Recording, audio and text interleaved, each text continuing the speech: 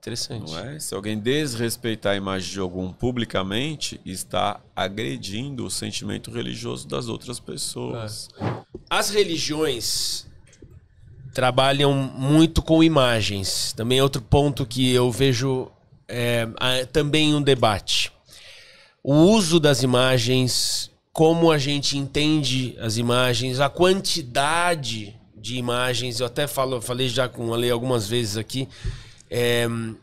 E as religiões de matriz africana têm muitas imagens, né? Assim como a católica tem um monte de santo. Falo dessa maneira bem coloquial, porque realmente sou leigo, tento me informar o máximo possível, mas ainda continuo tentando entender. Eu acho que vou até o fim da vida aprendendo, a gente vive, né? Aprendendo. Mas a minha questão é a seguinte: até que ponto as pessoas elas não entendem a importância e força e o respeito que precisa ter com aquela imagem, e aquilo se torna um adesivo para colar? Quase que, né? De maneira figurada. Isso é errado? Existem limites que você fala, não faça isso com o santo, não faça isso com a entidade, com o orixá, não pode fazer, não, tem que colocar em tal lugar, você tem que colocar, acender uma vela ao lado. Quais são os protocolos e assim por diante? Vamos primeiro ouvir o Dr. Ed, depois a gente ouve o Alê.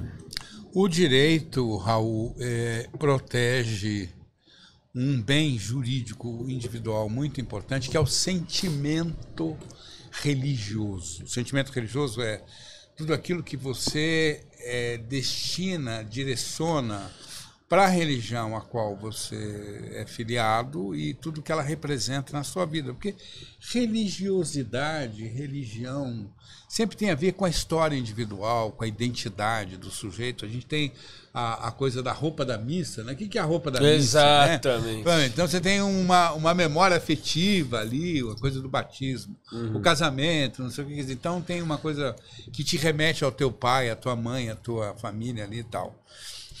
Isso é uma coisa tão importante para o direito e a forma como o direito lida com essa diversidade, que nós tivemos um caso no Brasil notável de um desfile de carnaval em que o Joãozinho 30, você é muito jovem, deve ter sido uma memória do Joãozinho 30, sim, considerado um grande carnaval, talvez o maior carnavalesco do século XX, né? Queria inserir o busto do Cristo Redentor num carro alegórico da Beija-Flor. E a Arquidiocese do Rio de Janeiro consegue, minutos antes do desfile, uma liminar. O direito é fantástico, né? Porque o mesmo direito que serve à opressão, ele serve também à libertação. O direito, quando se presta a servir a opressão, nem sempre é uma coisa bacana de se ver. Enfim, a escola está para sair, chega o oficial de justiça com a PM lá, ele não vai sair. Joãozinho 30, com a sua genialidade, ele cobre a figura do Cristo Redentor com uma lona preta. É uma fotografia que entrou para a história. Nossa. E ele põe lá uma frase, mesmo proibido, cuidai de nós, orai por nós. E foi um dos maiores desfiles do Carnaval do Rio de Janeiro. Para ter uma ideia de como é que é importante para o indivíduo a proteção do sentimento religioso. Sim. A forma como o sujeito lida com essas imagens, né? Nós tivemos aquele caso lamentável do pastor que chutou a santa lá, de Nossa Senhora. Chutou a imagem de Nossa Senhora. Foi década de 90. Década de 90, faz bastante. Foi expulso da religião dele. Talvez o Raul não lembre. Mas teve grande repercussão. Teve que sumir, né? Teve que sumir, teve grande repercussão. Entretanto, esse cuidado com o sentimento e com a coisa das imagens, ele é seletivo. Quando você está tratando de símbolos religiosos associados ao cristianismo, o direito é sempre muito hábil, ágil. Rapidinho não pode. Não pode, né? Quando se trata de símbolos, no caso das religiões de matriz africana, se entende que aquilo pode ser vilipendiado, aquilo pode ser... Não é tão importante, né? Não é importante. Então, a questão é essa. Agora, sem dúvida nenhuma, o sentimento religioso de qualquer indivíduo tem que ser protegido pelo Estado. Essa é uma obrigação do Estado. O Estado laico não significa que o Estado seja anti-religião. Não. O Estado laico é o Estado que não promove a religião. Nenhuma em particular. Nenhuma em particular, mas protege o direito, por exemplo, de você cultuar símbolos e ver esses símbolos sendo respeitados. E a questão com relação à maneira como as pessoas entendem o que aquela imagem representa para elas, você acha que está havendo aí também um uso indevido porque não entendem ou não importa isso? Se é que eu me fiz entender. Por exemplo, eu sou filho de Ogum, que você me falou. Inclusive, naquela primeira entrevista, falou, pô, como é que você sabe? Eu falei, tá na cara. Então, para que eu use uma imagem, para que eu tenha comigo uma imagem de Ogum, eu sinto que eu preciso entender muito ele. Eu preciso me conectar com ele. Igual, por exemplo, com o Santo Expedito, que foi o santo que sempre eu entendi, me conectei, né? Ao longo da vida. E entendendo o Ogum, eu me sinto... Quando eu entender e me conectar, eu vou me sentir bem. Eu quero ter a imagem de Ogum aqui. Pronto. E enquanto não, eu não me sinto ainda confortável em ter a imagem de Ogum. Uhum. Então a minha pergunta é, isso é pessoal meu.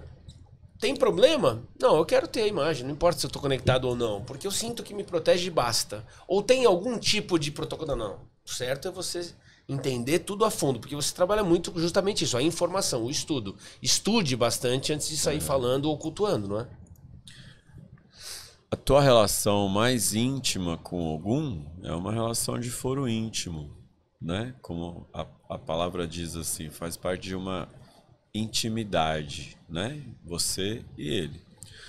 Agora, a partir do momento que você toma conhecimento de quem ele é, dentro de um terreiro de Umbanda ou de um terreiro de Candomblé, pode ser que ali dentro exista uma doutrina de lhe orientar qual a melhor maneira de você se relacionar com ele por meio desta doutrina ou daquela doutrina.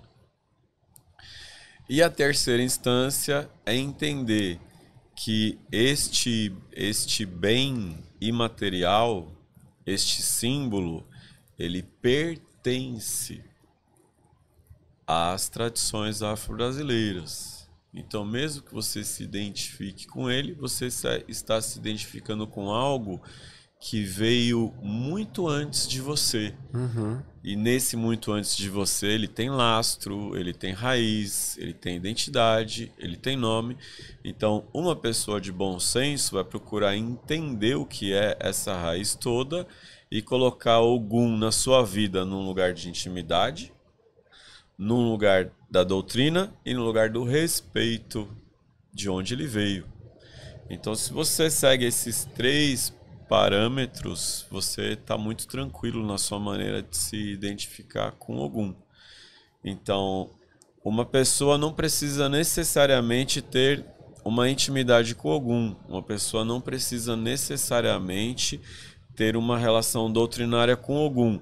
Mas a partir do momento que ela traz Ogum para coisa pública em relação à vida dela, ou seja, não é uma intimidade, é algo que ela está expondo, ela não pode infringir a questão do respeito, que a liberdade dela termina onde começa do outro. Porque ela expôs, entendi. Ou seja, dentro da intimidade dela, tudo bem, entendi. Interessante. Não é? Se alguém desrespeitar a imagem de Ogum publicamente, está agredindo o sentimento religioso das outras pessoas. Né? Então eu não posso agredir os símbolos da fé alheia, porque isto é uma intolerância religiosa. Ah, não, agredir o símbolo jamais. Eu me refiro, na verdade, até...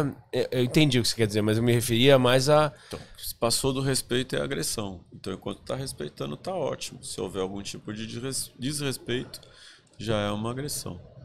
Sim, não, mas não entendi. Mas não quero dizer com relação a desrespeito. Quero dizer com relação à conexão. Então... Aí você tem a sua intimidade e você tem a parte da religião que ensina uma parte doutrinária. E a terceira é a parte de como que isso toca as outras pessoas, porque Ogum ele extrapola a relação pessoal com você. Entendi. Só por isso. Ele extrapola. Então você pode ter algo entre você e ele que ninguém nunca ensinou. E funciona. Entendi. Né? Você pode ter o seu jeito. Olha, tem um livro chamado Coração